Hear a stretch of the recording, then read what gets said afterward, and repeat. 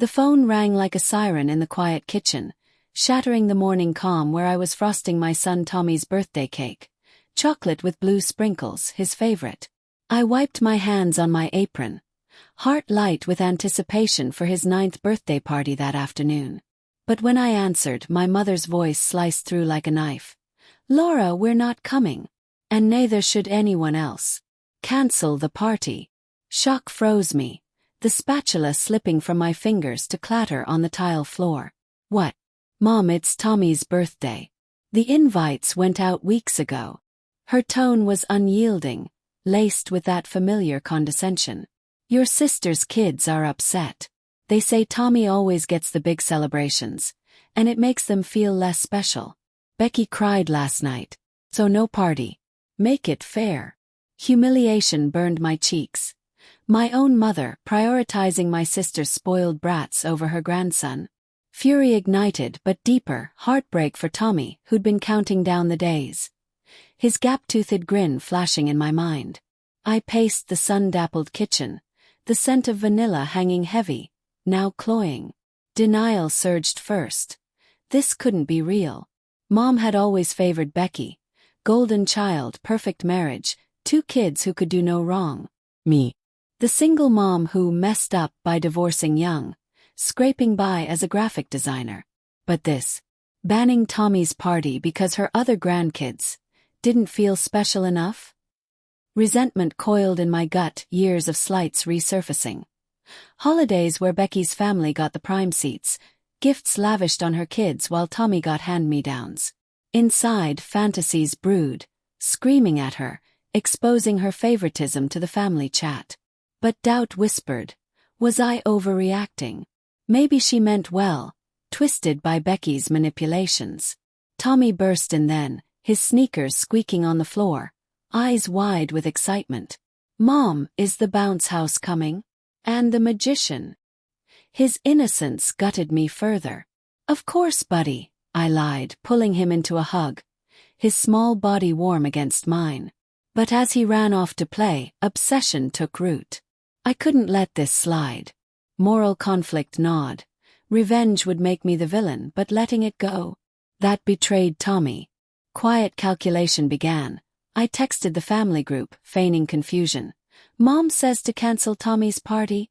Anyone know why?" Responses trickled in, puzzled emojis from aunts, but Becky's was telling. "It's for the best. Kids need equality." Suppressed rage simmered, her motive clear. Jealousy over Tommy's joy, perhaps because her own life behind the Instagram facade was cracking. Her husband traveled constantly, leaving her resentful. That afternoon I ignored Mom's edict.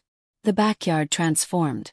Balloons bobbing in the breeze, the bounce house inflating with a low hum, laughter from early arrivals. But tension hung like storm clouds. Mom arrived uninvited, her silver bob haircut sharp as her words, Becky trailing with her kids, 8 and 6, pouting theatrically. "I told you to cancel," Mom hissed in the doorway, her floral perfume clashing with the party smells. "This is selfish, Laura." "Selfish," I whispered back, voice trembling. "Tommy deserves this. Your grandkids can join or leave." Becky interjected, her manicured nails digging into her purse. "My boys feel overlooked. Every year, Tommy's parties are extravagant. It's not fair." Dialogue revealed layers. Becky's insecurity, Mom's enabling. "Fair. You had a pony at your wedding, sis. Tommy's getting cake and games." Suppressed rage leaked in my tone, heightening suspense. They stayed, but awkwardly, Becky whispering to her kids, poisoning the air. Tommy noticed, his smile faltering when his cousins refused to play. Heartbreak layered my anger, seeing his confusion the way he shrank. That night, after the last guest left and Tommy slept amid wrapping paper shreds, I sat on the porch, the cool evening air prickling my skin. Stars blinked indifferently overhead. Resentment evolved to cold resolve. Fantasies sharpened. Not petty sabotage but something calculated.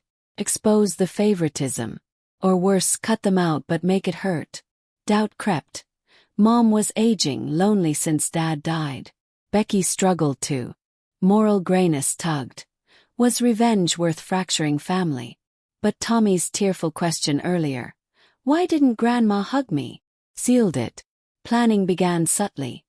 I scrolled old photos, noting patterns of inequality. A family reunion loomed in 2 months. Mom's big event. Hints of vengeance emerged in my journal. Make them feel overlooked. Over weeks, the slow burn built. I played nice, calling Mom daily, voice sweet. "How's Becky?" Ask probing. She revealed secrets unwittingly.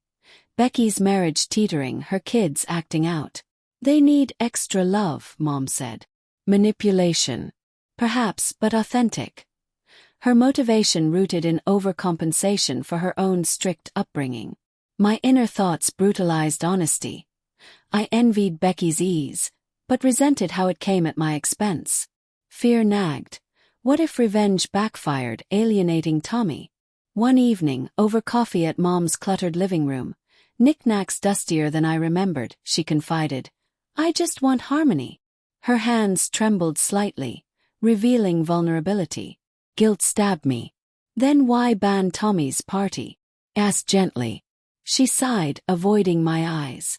"Becky threatened to keep the kids away if I didn't. She's fragile." Revelation deepened suspense. Becky's hidden motive, control. Anger resurfaced, layered with pity. But resolve hardened. I hugged her goodbye, pocketing a key to her attic. Forgotten but useful. Up there later, amid musty boxes, I found it. Dad's old journals, chronicling Mom's favoritism, his regrets. Evelyn always puts Becky first. Laura suffers.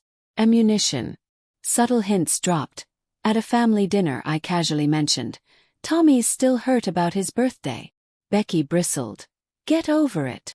Tension rose, eyes darting. Inside, obsession gripped. I'd use the journals at the reunion, reveal all.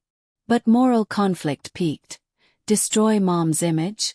Or let injustice fester? The family reunion unfolded at Mom's lakeside cabin, the air thick with pine and barbecue smoke, laughter echoing off the water. 2 months post-party, suspense had simmered to a boil. I arrived with Tommy, his hand in mine, feigning cheer. Becky's family dominated. Her kids splashing loudly, claiming the best spots. Mom beamed at them, her hugs lingering while Tommy got a pat. Humiliation reignited, but I smiled, biding time. Inner thoughts raced. Denial gone, fantasies crystallized into plan. During the toast, share Dad's words. Doubt lingered. What if it shattered everyone? Fear of consequences. Family rift, Tommy's confusion. As the day wore on, sensory details amplified tension. The sizzle of burgers, sun glinting on the lake, children's shrieks. Becky cornered me by the dock, her sundress fluttering. "Heard you've been digging into old stuff. Drop it, Laura." Her words, natural yet revealing threat, heightened suspense. "Or what? You'll cry to Mom again." She flushed. "You think you're so victimized." But Tommy's spoiled, single mom perks. Rage flared, but I held back, cold calculation prevailing. "We'll see." Her motive clearer. Insecurity masking control freakery. Mom, overhearing snippets, pulled me aside in the cabin's dim kitchen, pots clanging. "Don't stir trouble. For the kids." "Which kids, Mom? Yours or Becky's?" My voice cracked, suppressed emotion leaking. She faltered, eyes misty. "I love you all. But Becky needs me more." Heartbreak layered resentment. Her complexity. A woman scarred by loss, clinging to the easier child. Guilt tugged. Revenge felt gray. But as Tommy sat alone on the pier, watching his cousins play, resolve snapped. Evening fell, fireflies dancing, the bonfire crackling with warmth. Family gathered in a circle, Mom raising a glass. "To unity." Quietly I stood, journal in hand. "Wait. Dad had words on that." Gasps rippled. I read aloud. Entries of favoritism, pain inflicted on me, Dad's guilt. Mom's face crumpled, hands covering her mouth. Becky leaped up. "Lies. You're twisting it." "No." I said calmly, though heart pounded. This is truth. Tension exploded. Arguments erupted, aunts whispering, uncles shifting uncomfortably. Tommy watched wide-eyed, my guilt surging. Had I gone too far? Becky stormed off, kids in tow, hurling. You'll regret this. Mom collapsed into a chair, sobbing. Why, Laura? You banned his birthday. Made him feel worthless. My voice steady, but inside, obsession yielded to hollowness. The night dragged, family dispersing awkwardly.